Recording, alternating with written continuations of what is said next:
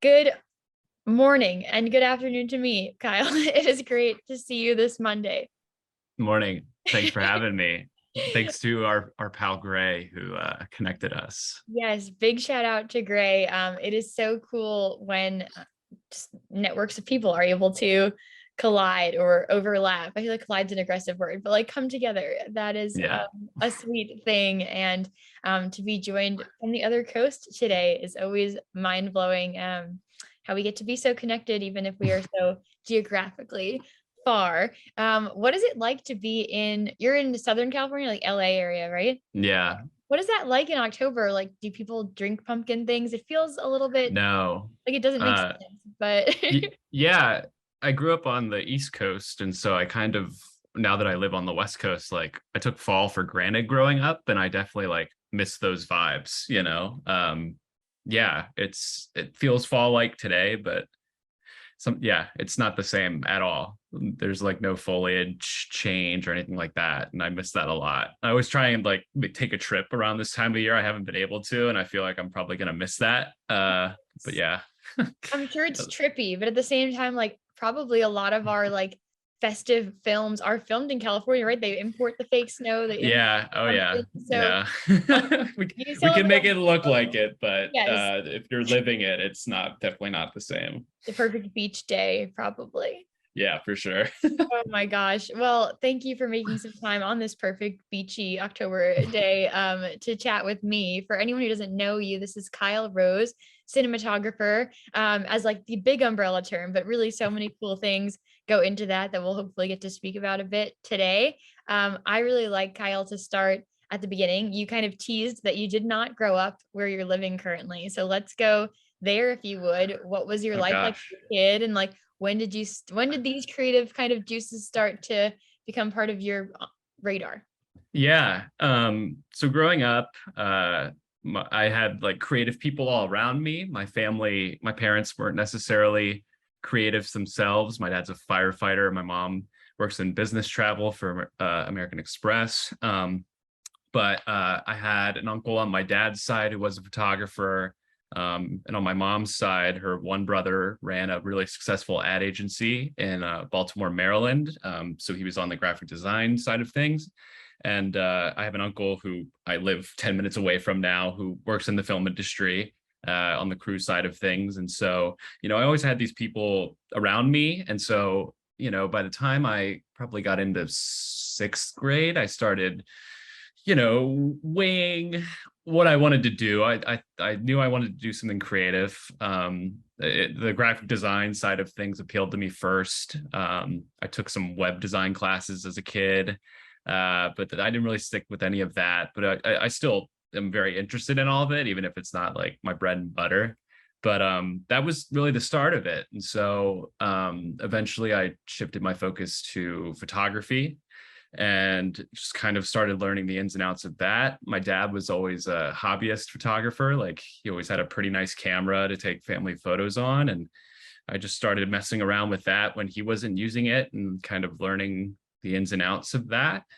And then when I was in high school, I got pretty serious about it. I got a job at a photo studio that was contracted with my high school to take the very formal graduating senior yearbook photos.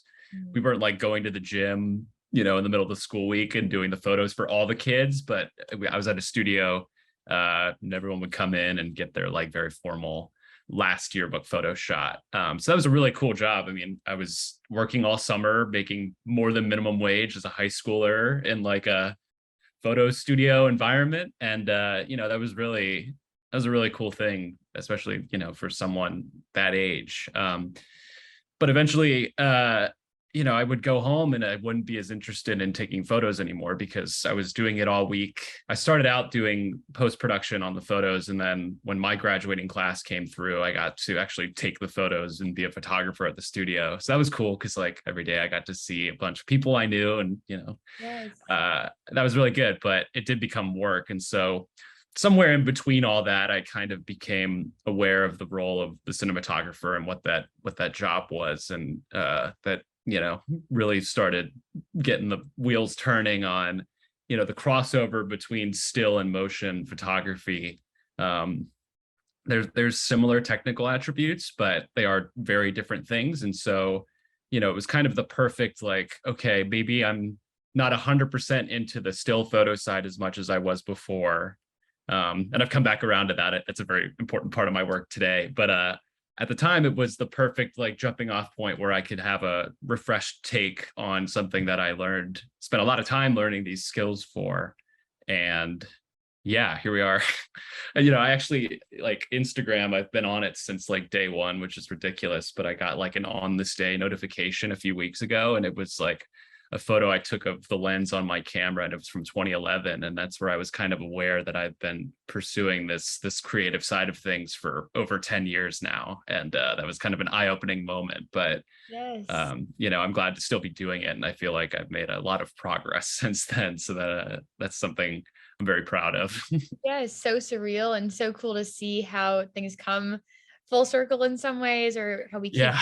going even beyond that. Kind of a tangent, but I'm curious, like you had a pretty special role of taking photos of your classmates for their photos. I've been moving around a lot the last few years, and so I had to get a new driver's license photo this summer. And I like that's just I've never heard anyone have a positive experience doing that. Maybe there are people out there, but not me. And they like some light went off and I thought that was the photo, but then the photo was actually like 3 seconds after that, so I already wasn't looking at the camera, Ugh. and I told the photographer, I was like, if that's what you would want to call that person, I was like, I wasn't looking, like, I know I wasn't looking. They're like, "No, no, it's fine, it's fine." I'm like, and I had just heard the person before me had to come back because their photo, their eyes were closed, and it wasn't even being accepted as a valid ID. I was like, "You're gonna do the same thing to me." Oh my Thankfully, it's gosh. been accepted so far, but were you the kind of photographer where, like, if someone felt like the photo wasn't good, did you let them take it again, or did you make them you're like, "No, it's fine. I'm the artist here." Because this is a Oh no. personality trait. I feel like this is so about you. Yeah, I mean, in that sense, and in terms of what I was doing at that studio, I wouldn't call that particular role like the artist's role, but it was more like just getting the photo that was necessary. And obviously the schools, we worked with two different school districts, including mine, but they had, parameters for what at least, the bulk of the images that were taken needed to be to make it into the yearbook so that they weren't inappropriate and there was a consistency between them. But yeah, I mean, I was like, okay, if you don't feel like you're doing your best job getting your photo taken, like I'll work with you. But yeah, some people it's harder. It's a tough thing, I think. But I think especially when my high school friends came through, hopefully I made them feel comfortable enough to kind of let their guard down. Yeah, And they got to see all the proofs and stuff, and we were pretty good at feeling out whether or not it went well. And that is awesome. uh, yeah, people went out of their way to come to this thing, so we definitely wanted to make sure that they didn't have to come back if they didn't really want to. So Yes, I feel like yeah. that's such a your high school portrait is something that matters a lot to you when you're in high school. It feels like a pretty big deal. Yeah, Like, I remember that feeling like a big deal, and so to have your friend get to be behind the scenes and kind of like have your back in that, what a gift! yeah, Like that is really cool that you were it able was. that role. And even a little bit earlier in your story, I remember when we were getting to know each other, you talked about being one of the first kids with an iPhone. I would love for you to share a bit of like what that meant for you and your just like access to this technology and Yeah. all of It, that. it's one of those things, like I was born in 1996, like I feel like I was right on the cusp of like having a relatively technology free childhood, and then right when I got old enough to maybe need a cell phone, like the iPhone was out. um but yeah, I guess that's where I first like just started experimenting with taking pictures. I'm a big nerd. I'm a big like Apple nerd. If you saw my desk right now, there's like an iPad over here and my computer and all this stuff. But yeah, so my parents were gracious enough to give me my first iPhone when I was in 7th grade, and they knew I would take care of it, and they knew that this was probably the way things were heading. And as I was becoming slightly more independent and off to high school in a few years, it made sense.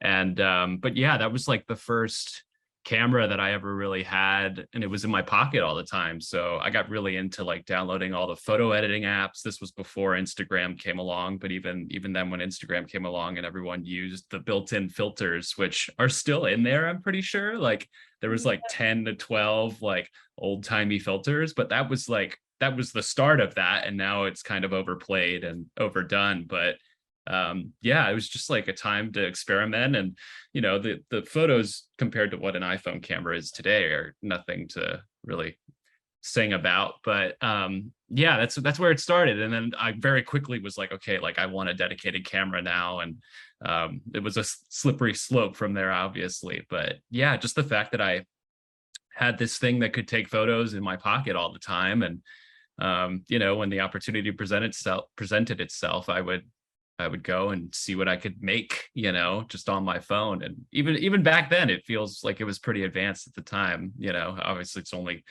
gotten more advanced through today, but it was I remember us talking about that, but I don't attribute that much significance to it until I think about it. And But then yeah, it's like that was the moment, yeah, I I think guess. it's so wonderful how your parents had that foresight that this was not necessarily a force of evil, but like a tool for who you were. And like For me, yeah. And I right, mean, in right, hindsight, yeah, it's right. We obviously can talk about different scenarios, but they had it yeah. seemed like they had a sense of who you were and like how you were going to want to use it and your curiosity about Yeah. technology. And so that's so cool that you then did get to kind of take advantage of that and bop around and take photos and let it kind of spark more curiosity for the tool Yeah. and the thing. And you when we were speaking about it a little bit earlier, just on this recording, you talked about kind of just this awareness of cinematography becoming something you grew into. And were there some like pivotal moments in that? Like, was there a teacher who talked about a film and then all of a sudden you're like, oh, this is like a thing? Or um one day you woke up, you're like, oh yeah, movies.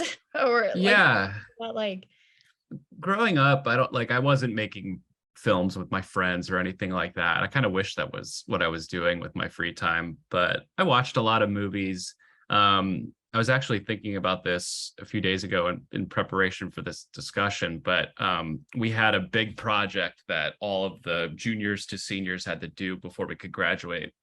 It was basically a career presentation of what you intended or hoped to go out and do.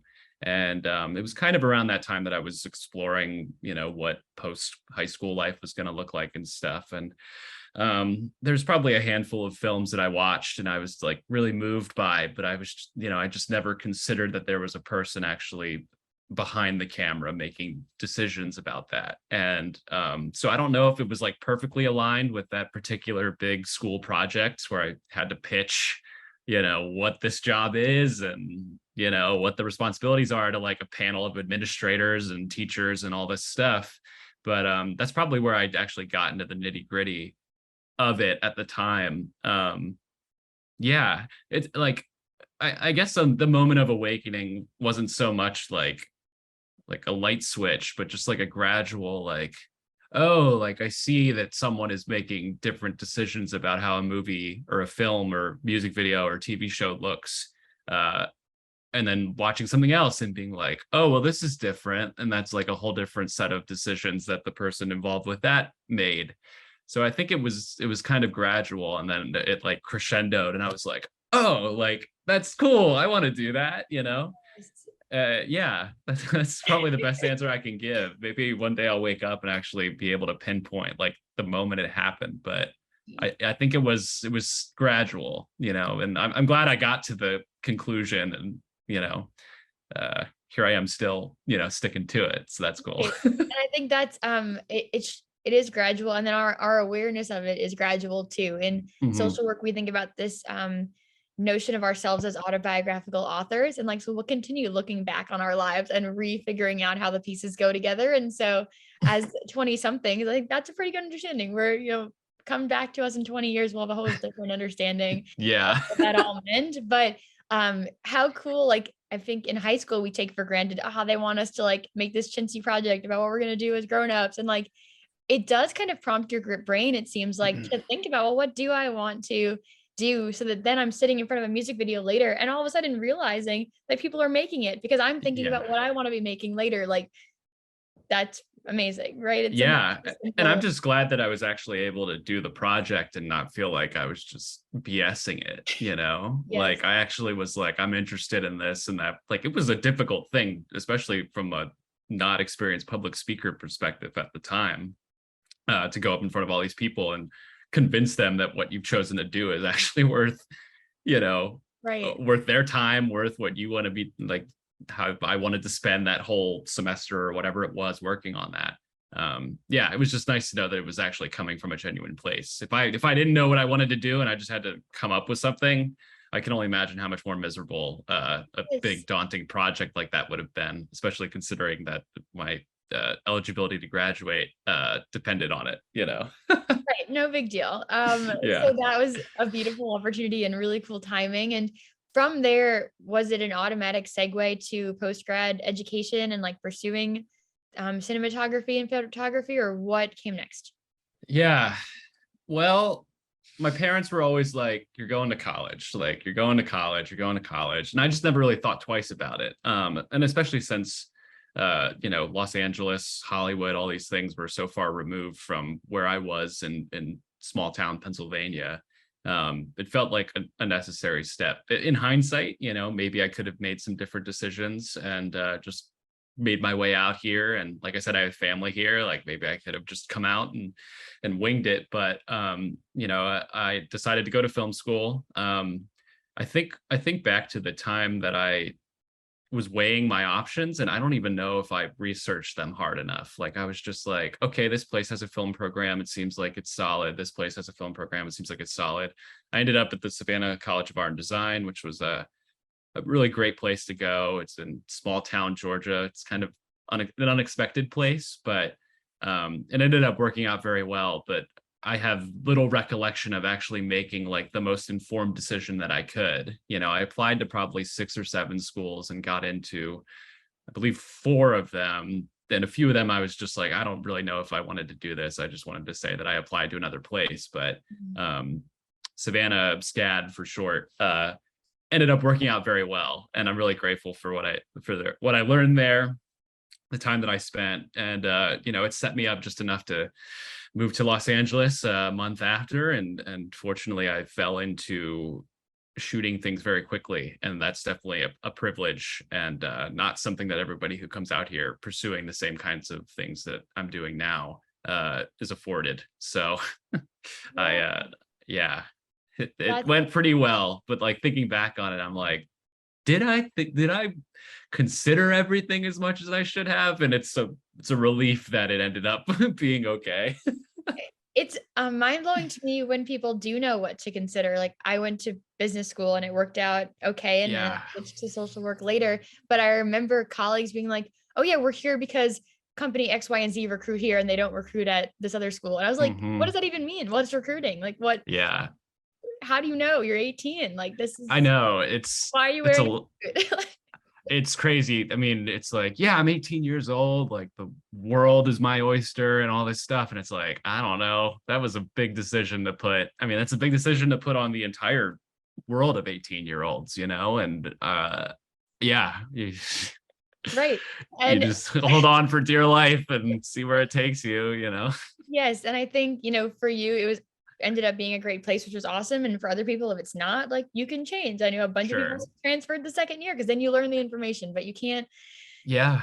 taste, I don't know, you can't know what you don't know, or you don't, there's some good wisdom phrase there that I'm missing, but you do what you can with what you have. And so you went Yeah. with that. And did you have an idea at that point of the things that you wanted to capture on film or in um, photography? Or did you like, is that education about honing your subject area, about honing your technical skill? Like, what Yeah. did you leave that with that was different than what you came in with? There are like 2 different kinds of film schools. Some are very philosophical, most are very technical. That was a very technical education I got, which ends up working okay for me. Cinematography is a very technical role. I've gotten deeper into the philosophical side of things post grad. It was stuff I was interested in, but I wasn't necessarily learning from my professors while I was there. So yeah, I went into it just wanting to understand everything and fill in the blanks from what I couldn't learn on YouTube. And like honestly, the amount of information about this craft that is available on the internet now compared to even when I was starting out back in late 2014.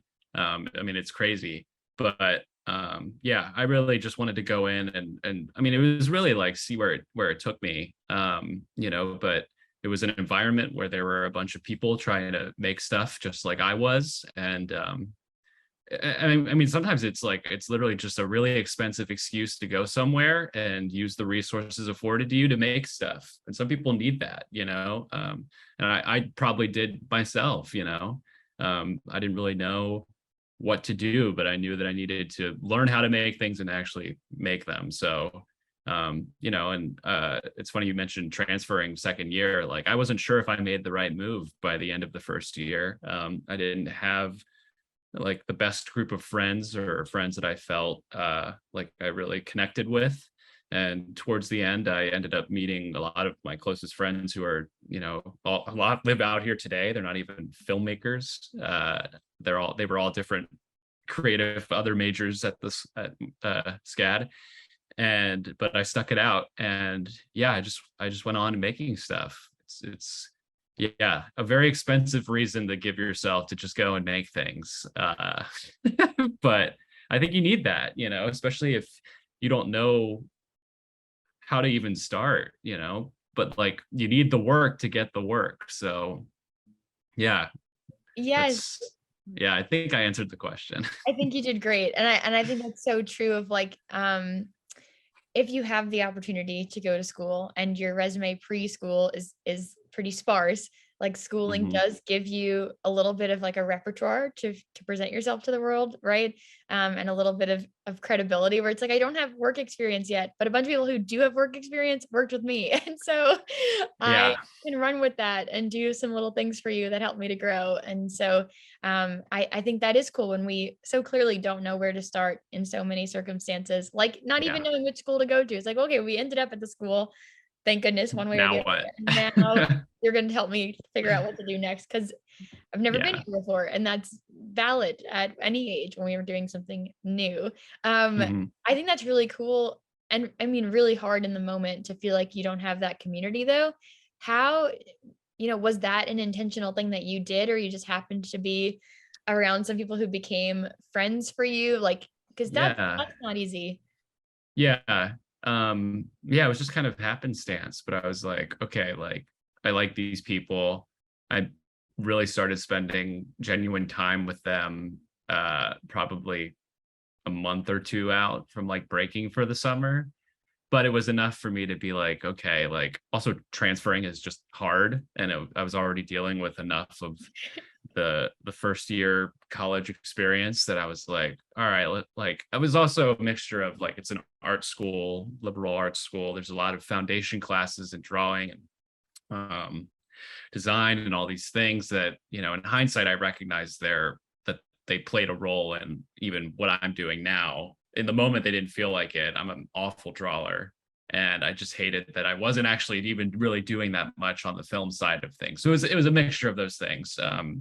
But I was like, all right, let's stick it out. Let's go home for the summer. I went back to the photo studio. I did one more year, one more summer there, and then it felt like things got more aligned on the path that I had hoped they would be on immediately when I started school there. But yeah, I was able to stick it out, and I really ended up enjoying my experience.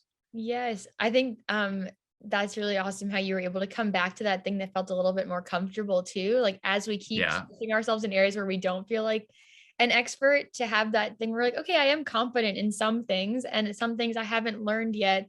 I Mhm. think that's like a good ego boost, right? To go back and like, "All right, Yeah. like, I have some abilities, I just Feeling good. feeling good, go back home, get more of that energy."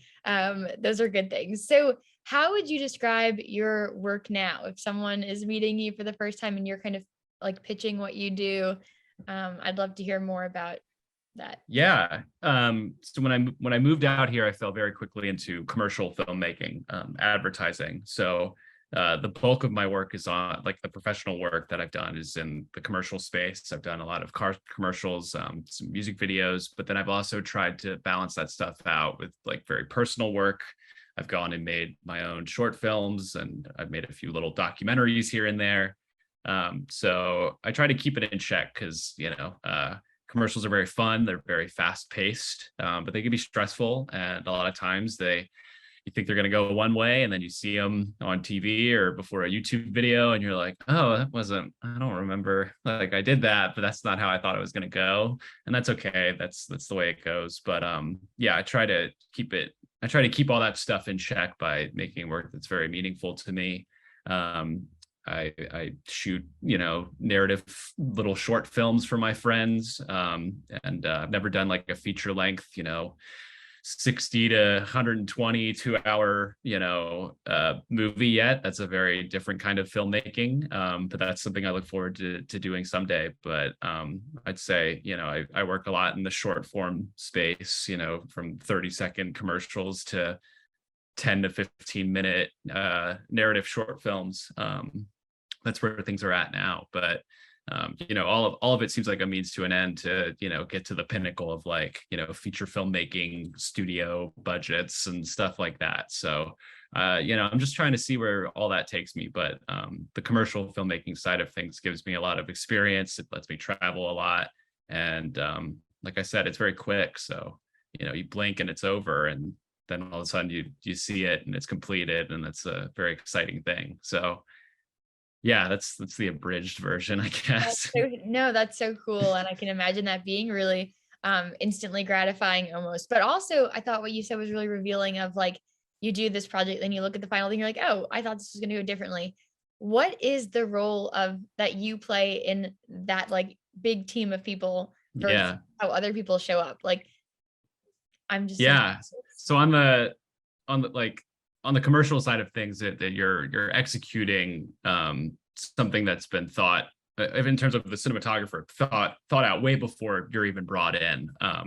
So an ad agency will represent a client that's selling something. They'll pitch ideas. They'll take them to a production company that matches them up with a director. The director will pitch ideas based off the budgets and the intended goal. Then multiple directors might be bidding on that project, which means they're pitching their ideas, and then eventually the project gets awarded to someone, and then the director and producer and production company will then hire all the crew to come in and execute it. And obviously there's room for input, but on that side of things, there's a final product that is going to be pretty close to what you want. And obviously things change. Filmmaking is a very fragile environment. Things go wrong, things change, goals change. So sometimes you'll see something, and I mean, for me, it's like, oh, I thought this was gonna, like, I like lighting very dark and doing all that stuff. And sometimes it's like, oh, well, I was hoping it was gonna look a little bit more in line with what I wanted it to, but they went a different direction, or they went the direction I hoped they wouldn't, but I knew they might. So it's stuff like that. But there's so many people lending their hand to these things, and I'm a small role in that. I think a lot of people attribute the visuals. They give a lot more like priority to that because that's what people take in. But there's production designers and makeup artists and costumers and all these things, and everyone's lending their hand. But I execute the photography, the lighting, and the camera, and managing crews of people that help me do that job based off the discussions I have with the director, who is informed by the briefs that are given by the ad agency and the production company to sell the product that we're selling. And sometimes that's a car, sometimes it's mayonnaise, sometimes it's dog food, just stuff like that. So but I do think there's still a lot of fun to be had, and there's a lot of challenge, technical and managerial, and yeah, that's my little corner of like just a video you see online, but yeah. So cool to get a look. If we follow the car analogy, like under the hood, right? There's so many things that are happening. It was right there. I had to use it. But so it sounds like, day of filming, your role is like immediately important as the cinematographer, photographer person. Is there also ways that you're involved before shoot day and after shoot day? Like, what is, I'm in my head, the way you're talking about it, I'm thinking of like staging different cameras and stuff. Like, is that what's happened? What is the after part that you, but I don't know what percentage number I could give it, but I would say a huge portion of what's actually done when you're on set is thought out beforehand.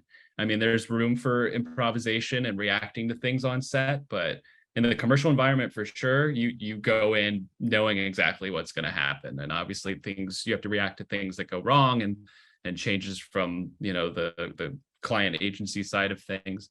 But yeah, I mean, getting a I've been getting telemarketer phone calls all morning, They're and it's really the annoying. most annoying thing. Of course, like iPhone rings, iPad rings. I got a notification on my computer. Right. Sorry. Oh, all good. Part of the Um, yeah. So it's a lot of prep work and a lot of discussions beforehand. I mean, yeah, stuff happens on set and things can change, but more often than not, you're going in with a very solid plan and you show up and you get right to work. And yeah, like you can react to things on the fly, but it's not like I'm walking onto a sound stage and with a bunch of lights and a camera and being like, where are we going to put all this stuff? And there are times where it goes that way. And I think more often on the narrative filmmaking side of things, you have a little more leeway with that. But in an environment where you're executing these things for a higher power, they want to know the plan. Everyone wants to know what's going on, and everyone's got to do it within a set amount of time, and everyone has families to go home to, and doing it as efficiently and as efficiently as you can means that you're doing a lot of prep work. And so that's the less glamorous side of things. It's a lot of phone calls and emails and booking things, gear, insurance, like hiring people. insurance. Yeah. So scary. Oh yeah. There's a lot of insurance needed on a film set, I'll tell you that much. I believe it. Yeah. I think that's so valid to say it's like the less glamorous side. I feel like the stereotypical artist, works in their studio and like wears a smock and paints till And that can happen. morning. Like there is that side of it, but as far as like what pays the bills, this is where the real work A is. plan and lots of insurance and staging and every communication and emails Yeah. make the world go round. So I hear you on that. The kind of like last like logistical thing I'm really curious about here is, I imagine there's people who go to other schools that are like SCAD and they want to do the same type of work that you're doing, and you're all kind of pursuing opportunities in the same bubble of LA where this is all happening. Is that differentiation based on that technical skill? Is it based on this like artistic vision, even though you're in these roles that are pretty like formulaic of what they're Yeah. expecting from you? How do you showcase yourself uniquely to have these opportunities? I mean, it's a balancing act. I don't think you can have one thing but not the other and get the work. I think artistic vision is what people look for the most, but also just like, can you lead a crew of people to deliver on what you've promised to someone, and that's something I'm developing every shoot, communicating to people who are smarter and more technical than I am, in broad strokes. I work in broad strokes. Some cinematographers or DPs are very technical and are like, I know I want this light at this output and through this lighting diffusion. I can get like that with certain things, but often I'm relying on my crew and just knowing that my communication skills are strong enough that they can take it and get what I want. So I think that answered the question. Yes. Yeah. So in terms, you have to have both, and that just comes with experience doing the work, and but also being able to do it on your own, or knowing what you can do on your own and knowing your own limitations and setting them, and not setting yourself up for failure by overpromising on what you can deliver is really important too.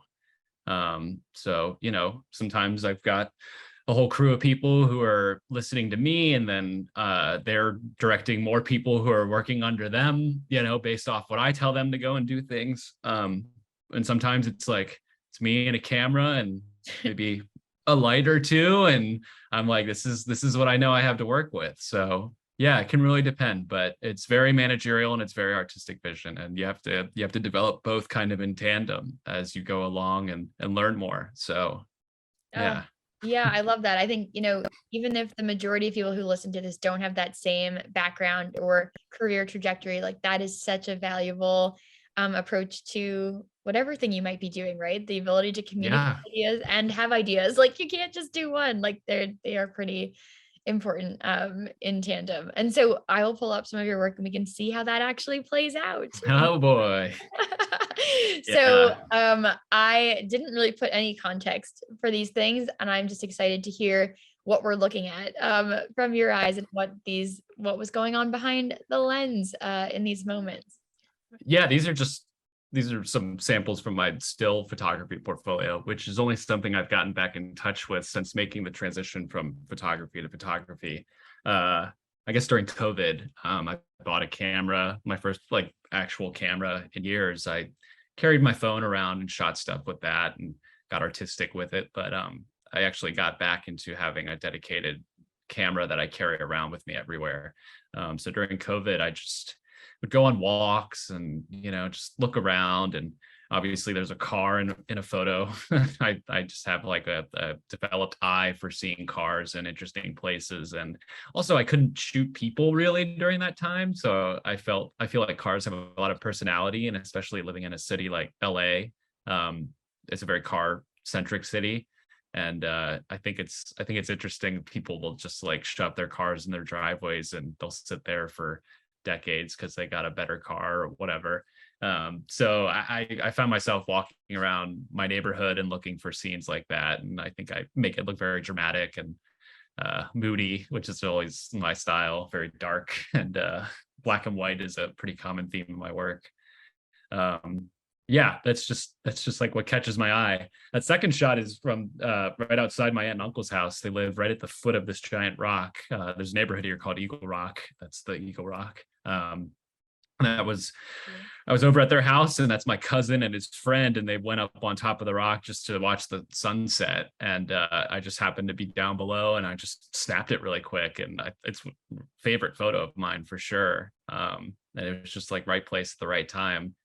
um yeah, so it's just me looking for things that I see walking around or in my everyday life, and that's what I got that camera for, to kind of document those things in a higher quality way than exclusively on my iPhone. Yeah, I love that. And I think it's so fun. I similarly, but also probably very differently because I have no skill in it. But I love taking photos on the walk from my bus to the front door of work, right? Just like whatever Yeah, out. And it's funny in the moment, you're like, for me at least, I'm like, I don't know why I'm drawn to this, but I am. And then if you look back at like the 1,000 photos you have now that felt really random in yeah, the moment, you're like, oh, there's a pattern to the things that I'm drawn to. Like this is really yeah, cool, right?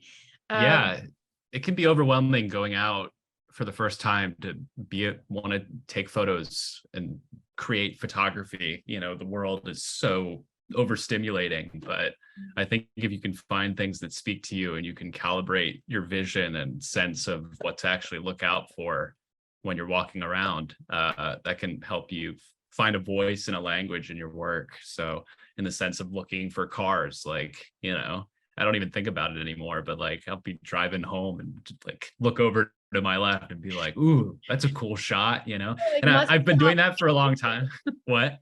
like must stop, must photograph. Yeah, and so I've been doing that. Like that's kind of been where my focus has been at in terms of the images I want to take for like 2 years now. So I'm trying to look for other things, but it's like I can't unsee it. But yeah, like to go back to what you were saying, like that's your environment and you don't know why it's important to you, but if you can capture it in a way that is interesting and engaging, you can make it important to other people. So I think like a morning walk to work every day, like you see different things and you're taking them in all the time. So if you can find interesting moments from that consistent experience, you can create some really special work. That's Yes. cool. Thank you. I'll have to keep you posted, get your ideas on it. Right now, the pigeons are really captivating to me because I've always been terrified of them, but now I'm like, they've got such like personality Oh and yeah, spirit, and like they're doing their thing. And so yeah, I have a new appreciation and respect for those yeah. creatures. I love that. It's so fun. Also, so in our first chat, you described yourself as immediately nostalgic, and that is a phrasing that resonates a lot with me, but I'd love to hear you speak more to that. And like, I heard that come out when you were describing the Eagle Rock situation. Yeah.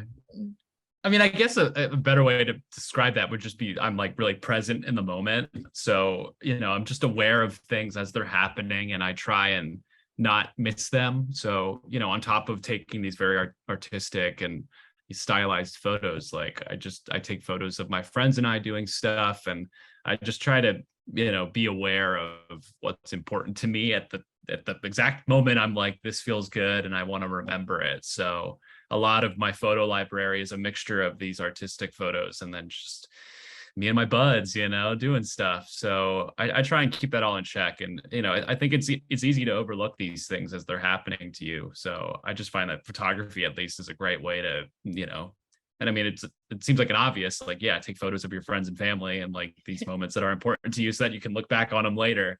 But even before I had a camera and a real way to actually like translate that feeling into photography, I just always felt like I was thinking about things, and that comes with getting older, I guess. But even when I was at school, as the clock winded down and we were about to graduate, I was just like, oh man, like we're just hanging out in our living room, like I'm gonna miss this. So trying to just capture as much of that as I can so that I can look back on it later. Just became really important to me. And so that's also an ethos in my photography and stuff. And sometimes the two cross over. Like I end up creating some really artistic, interesting images of just my friends. And I'm like, oh, like I didn't know that I could find an art in this, and I'm trying that's kind of where my attention's more at now, in terms of just like what I'm doing every day and trying to find the art in that versus going out and looking for moody photos of cars and driveways. But they all work in tandem and they all add up to, just things that are important and interesting to me. But yeah, I think being immediately nostalgic for things is something I do. Even like on the drive home from hanging out with friends, I'm like, that was nice, like just hold on to that, if you So can. good. Yeah, I mean, our like all this is making me remember like our little lives are so interesting. Like humans are so interesting. Like the cars that we have and the ways that we store everything. Like you said, it all fits together and it's all so weird and special. And so it lends itself to art, I think, in its just the novelty of the human experience. If we're Yeah. gonna make it sound really intellectual when it's Yeah. just us being humans. But so we'll pivot a little bit here to more of your professional work. This looked like a really fun experience. What was that? Yeah.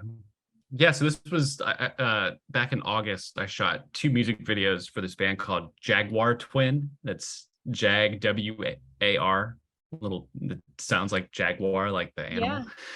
Yeah. So that was a cool experience. We shot on this sound stage that had this huge LED screen that was actually built for virtual production use, which was like you could build out virtual sets in a video game engine, basically do whatever you want, dream up whatever you want, and then you can sync up the camera and shoot and make it feel like you're actually in this environment that is entirely fabricated.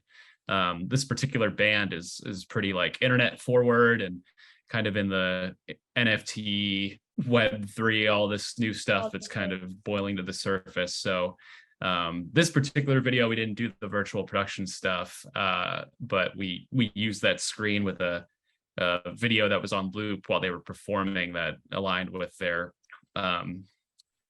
like brand image and design language and stuff. So lots of flowers and glitch art, and then that like signature red in the background. And it was a performance focused video. That was a project I shot for a director named Jack Sanderson. She's a music artist herself. She was super cool. I met her like a week before we shot. So it was a very quick like, let's get to know each other. Let's find out what we want from this and dive head first into it. And yeah, it was super cool. I'm trying to think. Yeah, I got that project because I met the producer, a person named Emily Ginny Nichols. I met her through a friend of a friend. No, I actually met her through a close friend of mine like 3 weeks before. And this project came on her plate. She remembered meeting me. We had a nice time hanging out. And, a week later, we were on set shooting this. So was pretty cool. And it was nice because we didn't have a lot of time in that studio. So it ended up being a really quick shoot. Then probably a month later, it was on YouTube, and that's actually pretty long. Sometimes, it's on YouTube the following week or whatever. But yeah, that was super fun. That was my first time shooting on a virtual set stage like that. So I got to learn a few things in the other video that we did, which I didn't provide any images from for this. But yeah, it was a solid learning experience. And like I said, it was over as quickly as it started, Yeah. but I think stylistically it's kind of different from my work. It's got a little bit of a lo-fi vibe to it, but that's also like the beauty of this job is, no one thing is the same. No one project has the same parameters. So yeah, got to try some new stuff, got to work with a bunch of my friends, and yeah, we made it, and I don't even know how many views it has on YouTube now. A lot more than I thought, like Right. maybe if I look it up here, probably over 500,000 or something Oh crazy my like goodness. that. That's so cool. Yeah, it's crazy. And like we don't think about that while we're making it. We're just making it, and then all of a sudden we're like, wow, good. A lot of people saw it. Like we're really happy about that. So Oh, what a actually want to cool. look. Yeah, go. Yeah. But and while you do that, I love technical Yeah. terms. I love to be able to like act like I know something. What is a lo-fi vibe? What is Oh, like yeah, like VHS, like glitchy, kind of like we have like a film grain on there. YouTube has a like video compression that kind of hides it, but the actual like 8 GB file that I have on my computer, like you can really see we put like film grain on it, even though we shot it on a digital camera. But yeah, we wanted to make it look not pristine and sharp, and yeah, we did the opposite of that. We shot it that way, but then the video in the background had a lot of like glitchiness to it, yes. and then in the actual color grading and finishing process, we kind of made it look a little degraded, Yeah, like but scrubbed I out. yeah, I love that. so I can't find it right now, but yeah, lot of people saw it, which is always, Great. that's always great. You want these things to go out into the world, and you hope that people see them. And yeah, fortunately, I'm fortunate to have stuff that people actually see on the internet. Sometimes stuff can feel like it gets lost in the void of all the noise of everything, but yeah, it's always cool to know that a lot of people see something that you and a group of your friends made. Yeah, I think that's so satisfying. I remember I've talked with some creative people and they were maybe in the world of like research first, or they were getting their graduate degrees. And like you can think about, you put at least a year into this big thing and it lives on a library shelf, right? And maybe Hmm. people in the next 10 years are gonna look at it. Wait, there's just like this such a powerful thing about doing something that is on a commercial scale because you can reach so many more people and you can still have a really powerful message. And I know that's been a cool realization for you in your professional life. And so that resonates with me too. Yeah. Um, also, okay, so everyone should know the person on this screen and what a cool star-studded moment, but tell us Yeah, happening. this one was crazy. And I mean, yeah, like it came to, like, I didn't even have time to really think about it. I got a call 12 hours before I needed to be on a dry lake bed with Usher shooting still photos, which I'd never done professionally. But a good friend of mine, one who's helped me out on a lot of projects this year, got asked to do it. He couldn't do it. He knew that I could. He offered it to me. And yeah, I basically went to sleep that night. I had just worked out details with the person who was producing the shoot. And, the next morning I was driving 4 hours just north of a town called Barstow here in California. It's a desert town. And we were on a dry lake bed. And I got to do promotional imagery for Usher with my photo camera. Because he was hosting the iHeartRadio Awards the following week. And so it was a music video shoot, but they needed still photos too. So I came in and did that. So it was crazy, but it was very cool. He was very nice.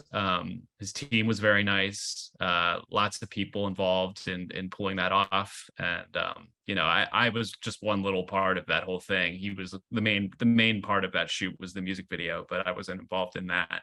But it was pretty cool. And there's so many pictures that I submitted to them that I am under strict contractual obligations to never publish, and a few that I'm like, man, I just really wish they would have approved that one. But yeah, that's the business, I guess. Oh my gosh. All those nuances to navigate. But Yeah. still such a novel experience. Hmm. So cool and memorable. Um, Yeah. I know you mentioned that like your work, you're based in LA, but you can end up all over the world. Like, are there any other, Yeah. I think this is a cool launching point for a bit of a segue of like, have there been some other travels that really stand out to you that you're grateful that Yeah. this skill has led you to? Yeah, I've only worked in the US. I've got friends in faraway places that I would love to work with, even just as close as Canada. But I haven't done any international work yet, but I'm very eager to. One of my first gigs was cross country travel job. I went from Alaska to Nebraska to Minnesota to Boston to South Carolina or North Carolina to the Bay Area, and back home, all in like 8 to 10, I forget, it was a while ago, 8 to 10 days. Pretty much a flight every other night, if not every night, touching down, shooting all day, and then going to the airport, flying to the next place, sleeping, doing it all over again. Um, and it wasn't even anything particularly glamorous, but it was very cool. And just I think business travel is like one of the coolest things. Sometimes when you're doing it on your own or with a team of people that you don't really know very well, it can be a little bit like isolating, because you kind of just spend every day in a hotel room in a city that you don't have enough time to check out. But especially on that trip, getting to go to Alaska, we spent like 72 hours in Anchorage. We did have time to go and see a little bit of that. That was super cool. And even going to Nebraska, I don't know how often I'm going to go to Nebraska in my life. So there was a reason to go check out Nebraska. Yes, absolutely. Yeah. So I think it's funny, like, we go to school, in your school, especially, you learned all these technical things, like people who taught you might have been hopefully professionals in the field and can share some of their experiences. But what has been the most like surprising thing for you about being a professional in this world? Is it the travel? Is it something different? Is it just, is there any part of what you do now that you're like, I didn't know that this was going to be part of my life, or Yeah. I'm glad It's a about it, really or I'm not glad about it? it's a really boring answer, and I'm still pretty mad that I didn't learn anything about it in school. But it's like taxes, and we don't even have to talk about that. But it's like financial stuff. I'm still getting it together. Yeah, that's the most boring answer I could give, and I don't But really it's want to probably the talk about truth. it. Yeah, no, Yeah, but yeah. that feels like a major lapse in my education that I'm kind of, like doing the research to understand what I need to do to keep track of my finances. But I'm like, I wish that we had covered this in school. Feels Right. like a really missed opportunity. Thanks, SCAD. Thanks, Dad. Thanks, world, though. Like, I don't feel like I was trained in that either. And I didn't even, I went to a business school. Like, I think no one talks about it because no one knows exactly. Yeah, At least yeah, you just how to hire an accountant like that, how to find a good rate. yeah, Like, yeah. It's so boring, but but even like client relations, stuff like that, networking stuff is lightly touched on, but like, I don't know, I've just learned how to navigate talking to people and not coming across as a weirdo more since graduating, which is good. It's very, very important for me. uh yeah, that's probably the other, like, yeah, I always say I'm filling in the gaps. Like, I got a very technical education, but I'm filling in the gaps of like what actually else there was to cover. And that includes the philosophical side of things. I maybe wasn't as held up in what the work that I do means to me in school as I am now. And that's because I've got a pretty solid technical foundation and people that can support me and fill in the blanks of what I don't know. but I'm also just constantly trying to figure out like why something is important to me, why an image in a movie is important to me, or a photo I take. So yeah, that's a better answer. But the taxes thing still I think they're, too. yeah, they go hand in hand. They matter. They all Yeah, matter. they matter very different ways. But I do love that you added about, figuring out what it means to you. What is Mhm. that how has that looked when you're on a commercial thing, or like, you're on this 12-hour Usher project, or if there's a better example that you want to pull Mhm. from, like, go for it. But how are you finding meaning in it? Is it like, is there a creative vision that's shared with you and you're like, okay, I'm getting excited about this by reading about it, or I have no idea. Yeah. Um, I mean, you have to search for it sometimes on commercials, you know. There are some really, and I mean, I could watch them all the time, very powerful and moving creative briefs that come in for commercials. I'm not getting those. A lot of those are at the higher end, but you know, whenever something comes in with at least a message that resonates with me, I really think about how I can best handle the material and convey the message that it's trying to get across through the lensing of something, the photography of something like that. But more often than not, I'm exploring that in my personal work, and balancing myself out for compared to the commercial stuff. I'm always chasing down things that just speak to me in some way, and even just when I'm deciding to take on a project or not, I don't. I feel like there's a triangle of like three, like you. There's three things you want, but you can get two, and Yes. it's like connections, creative, and money. And it's like, mix and match those, and you give up something, but you get at least two things out of them. So I try and work within those confines, and it doesn't always come down to that. You got to pay your bills and do stuff, but I'm just so happy that this is like what I get to do for my job, Yep. and it's hard. I mean, I'm not working 365 days a year, and sometimes there's a lot of time between projects, and that's scary. But the fact that like this is like what I get to think about every day, and I know that it resonates with me in a way, is great. And there's nothing else I'd rather be doing. So even when I get bogged down in the nuances of the actual business of it, I really I can't do anything else. I Yeah, won't do anything else. Like, that's it. So we better enjoy it. No, I think that's a helpful yeah, indication, like, um, to be looking for what it's going to mean to you. It just is a posture that lets you figure out what it means to you, rather than yeah. feeling like this is mayonnaise. It'll never mean anything to anybody other than that it's a great condiment, I right? haven't I haven't shot a mayonnaise commercial for the To record, be but that's clear. like an industry joke. Like someone's got to make them, Somebody's and got to make yeah, them. And, maybe it brings a family together. I don't know. Like, yeah. there's potential in everything. And everything is a choice, and you get to choose to show up and be grateful. And I hear that in how you describe it. So I think that's a really helpful takeaway. Yeah. Finally, back to the cars where we started this little sharing moment. Yep. Tell me what this is, if you would. So, I mean, yeah, so this is where I got my start. I mean, I've always been a car person.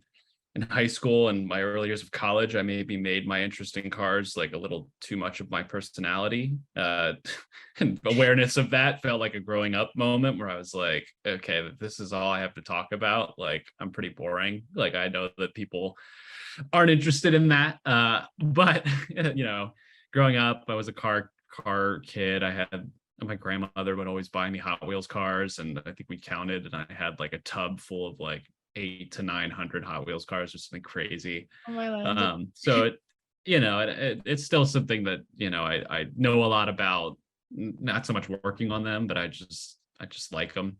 So I wasn't gunning to try and do car commercials when I graduated. I mean, the cars as they've been described to me are the biggest product, like the most expensive thing that a lot of people will buy in their lifetime, just short of a house. So there's a lot of money in car commercials. There's a lot of technical stuff that's needed just to photograph them, because you're shutting down roads and shooting from one camera car to another car that's driving fast, and their cars are deadly, and you want to make sure everything's safe. So there's a lot of logistics in just filming a car safely. So but I wasn't gunning for that. But I mean, long story short, I connected with a director who did a lot of car stuff. Um, this was crazy. He in 2016, I was in LA doing an internship that I won't get into. It wasn't a great experience, Huh. but it was a reason to come out here. And at the same time, this director was in my hometown in Pennsylvania, filming at the firehouse that my dad is a firefighter at. And it was one of the craziest things that I just couldn't believe it. If I remember correctly, it was right after Instagram stories came out, and he posted an Instagram story of like the fire truck at my dad's firehouse, and I messaged him and I was just like, what in the world could you possibly be doing there? It was just like the craziest thing I could have ever imagined. Wow. So here, unbeknownst to me, it was a commercial for Wall, which is like a beard trimmer, clipper, shaving company. They put out a call to fire departments across the US to submit and have the opportunity to have their department featured, and the firefighters give like real life testimonials of using the products. And my dad's firehouse is like the longest continuously operating firehouse in the US. So it's very visually interesting. Where they park the trucks now is where the horses used to run out of when they only had horses to pull. Oh, Yeah, so it's crazy. And but yeah, so he ended up there. We stayed in touch. I still had 2 years of school left, but he saw what I was up to in the subsequent years after that. We stayed in touch, and around the time that I moved here, he was a very hands-on director. He was often shooting his projects himself, not working with large crews. But by the time I moved here, he was looking to step away from actually handling the camera and doing the photography of what he was working on, and just focusing on directing. And I had just moved out here and I was looking to do the camera stuff. So we got in touch. We talked about doing a project for fun. And then before we even did that, he hired me to shoot a Land Rover commercial. And that was our first project together. So that was 2 months after I graduated film school. We flew to North Carolina to shoot those two photos, the bottom two were from that project. And that was the impetus for everything. I didn't come out here assuming that I would just be able to climb right to the top of the ladder. It's more possible now, but even before, I don't know, as early as the like 20th 21st century, like people had to put in their time to climb their way up the ladder of crew to be able to work as a director of photography, as cinematographer. But as the younger generation's voice has been elevated and more desired, there's a little bit more hope if you want to do that you can just get right up there. I'm not good at any other job besides what I do. My crews, like I can't do their jobs. And when people ask me to do it, I'm like, you're better off asking someone else. Like, I'm not a good camera assistant. I'm definitely not an electrician, gaffer who handles the lighting side of things. Like, I can do those things, but I'm not the most qualified person. And I just only want to shoot. So he like, working with him, I mean, we worked together very closely for probably 8 to 9 months after I moved here, and that was just the perfect running start for the work that I've gone on to do. And yeah, I'm just really grateful that he gave me that opportunity and reason just to shoot for the stars. So yes. yeah, it was incredible, and I'm really grateful that I got to meet and work with him, and that this work has kept me going.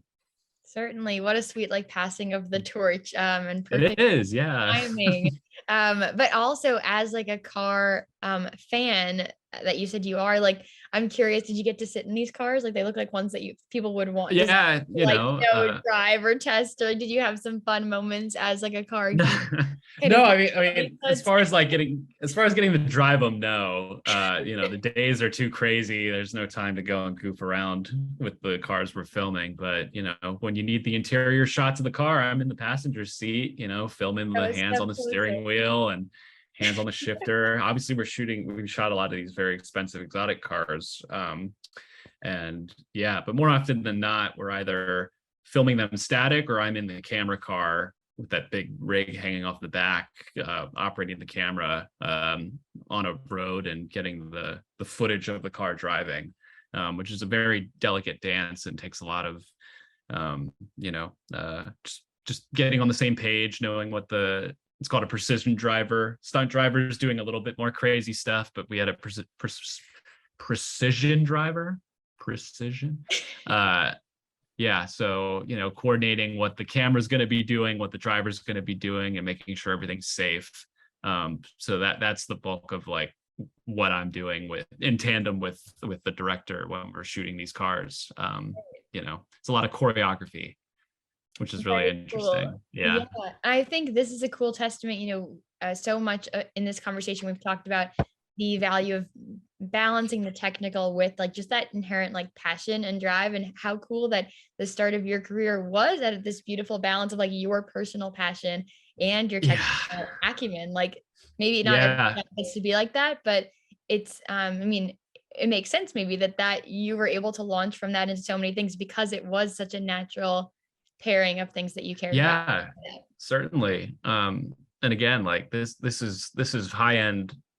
Like car commercials are very high end on the totem pole, and they say that to do it you have to have done it, like, and so to have not done it and to have been able to build a solid portfolio of that kind of work without having done it before, that puts my portfolio in a very good place. So yeah, I'm just so grateful that I was able to do that, Yes. and look forward to doing more because there's more cars to be sold and more commercials needed to be made for cars. Always, always. I always right now, or for a while there hasn't been smaller cars, right? Because gas was okay, but now gas is expensive again. So there'll be more small cars and there'll be more, Yeah. there'll be more of something. So we'll all be staying tuned to see which car you get to touch next. But uh, Yep. as we abstract back out, and it's been so fun to dive deeper with you. Um, I remember when we were chatting, you had this aha moment recently, maybe where you put your own work as your screensaver or something like that, right? Oh Or yeah. and I think that we can think about that and continue to abstract or philosophize. Like, why does it matter to keep acknowledging this awesome progress or these really cool moments in your career? What keeps inspiring and motivating you in what you're doing? Yeah, so I mean that anecdote that you shared was something I realized, just feeling like my work is in a place where I can look at it and not like cringe, like I don't think it's good enough or anything like that. So I shared with Cara that I set an image that I took, just a still photo, as my desktop wallpaper, and I like looking at it, and I'm proud of the photo. And I was just like that, that's a interesting place to find yourself in after having done this for so long, just feeling confident about the stuff that you're making and wanting to do more, and being able to look at it and appreciate, the progress and the growth, and, what decisions I'm making that, I still can defend and, believe in. So yeah, I look back on the things that I make a lot, and especially when I do this personal photography and these little films that I make every once in a while, just being able to like look back at them and know that they're honest and true to what I'm trying to make, through this craft, is good, because that's what I've been chasing all these years. Yeah. So it helps me keep my body of work in check. It helps me, identify areas I can learn and grow. I'm constantly looking at the stuff that I make and analyzing it and revisiting it months later and seeing something new or whatever. So I think that's really important for me as I've grown. I do look back on the stuff and learn from that as much as I learn from every new thing that comes onto my plate. I Yeah, and I think it's an think that encouragement. answers the question. It absolutely, and I think it is this encouragement that it gets less cringy to do so. So I can imagine Yeah. people thinking that looking back on whatever they're trying to grow in is not super comfortable, but maybe it gets a little bit better, or you get used to being Well, on either and way. you have to believe in it to Yes, to sell it to people. So I'm putting my best work forward, and I have to be able to back it up. If I want people to believe in it, I have to believe in it myself. so So and maybe that's something I didn't fully have a grasp of when I was in school, but it's something I've been able to come to terms with, in the years since. I've been out of school as long as I was in there, for 4 years. So that's something that I'm like, whoa, like oh, it's a that's little a great scary. thought. Oh my goodness. Yeah. Yep, graduated 2018. I was like, wow, like, on this day, memories of all my friends and I doing stuff. It's like 4+ years ago, and you're like, oh my gosh. But What happened? yeah, In a you good way know, though. In a time flies and we're flying with it. I think there's been so many wonderful like little nuggets of wisdom throughout this conversation, but is there anything that you would want to explicitly share with anyone that you've learned along the way who's maybe trying to similarly create or tap into this cinematography world or just like learn more about themselves in whatever creative process they're doing? I'd love to hear it. yeah, I mean, I think I probably touched on it, here and there a few times in this conversation, but just staying true to your beliefs and your morals and the things that interest you, and, calibrating your interests and your eye for what you see when you go out into the world is like the best way to make work that speaks to you. And also, if you really want to do something like I have, and I haven't faltered away from it ever, I know that's a privileged thing. There's plenty of people in the world who are constantly trying to find something that speaks to them like this has to me. I think just never stop searching for it. And then when you find it, like really know you want it, and like just don't let go. I mean, it might be a fault of mine that I've been stuck so hard to this craft, and it's put me in tough places sometimes along the way. And but I just know that this is the stuff that gets me out of bed every day, and I don't let myself lose touch of that, even when it gets hard to justify maybe staying on the path sometimes. Yes, if you are chasing what you are passionate about, it is easier when the logistics in the immediate don't make sense Yeah. or whatever. And so I think that's really wise, and I thank you for sharing it. Finally, as we do come to a close, what do you want people to leave knowing about you and your work, and what are you really looking forward to right now? Maybe it's a new personal film project or a favorite snack you're gonna have on this Monday afternoon. Like it could be literally anything. uh yeah, I'm just looking forward to, I've spent a lot of time getting this career thing on the tracks, and now I'm looking forward to actually like doing a lot more life things, and finding the balance of the two. um like I'm like, will I ever own a house? I don't know. Like I live in an apartment, and like, so I look forward to just seeing, how the rest of my life comes together, because I've spent a lot of time just focusing exclusively on doing this. And I feel like I'm hitting that stride, and now I don't need to give it. I mean, I'm always going to give my work 100%, but I'm looking forward to seeing how, I can find the right balance between work and my life. So yeah, I think was that only the back half of your question? I don't know. I'm looking forward to just doing more stuff, and just making more work that means a lot to me. And also looking back on all of it, and reappreciating it with a redeveloped eye all the Yes. time. I think that is a great plan and a great thing to look forward to. Is there any final thing when people think of Kyle that you want them to think of? Like what final seed Yeah. would you like to Yeah, yeah, plant? yeah. Sorry. That No, was the you're good. premise. I mean, I just hope that it comes across that this work and this process and this path that I'm on just means a lot to me. And I hope that that's clear from the way that I talk about it. There's nothing else I'd rather be doing. And yeah, like I said earlier, I won't do anything else. So don't ask me to. No, I'm just kidding. No, yeah, we'll see where the path forward goes. But yeah, I care about this a lot. And I hope that anyone that does too can hold true to them also caring that much about it, whatever it is. Uh, yeah. I think it makes such a difference to be surrounded by people who are passionate about whatever they're pursuing. So if someone's Yes. listening and And doesn't have people who are passionate around them, like let this be some passionate energy that yeah, you can find. absolutely. Surround yourself with people like me. And, even if not all your friends want to be filmmakers or whatever, just keep yourself around people who also are sticking to their morals, their goals, and that'll help you stay on the path when things inevitably get hard. Yes, Yeah. as they do. I'm But it's also inspiring. fun. I'm Yes. inspiring a new generation.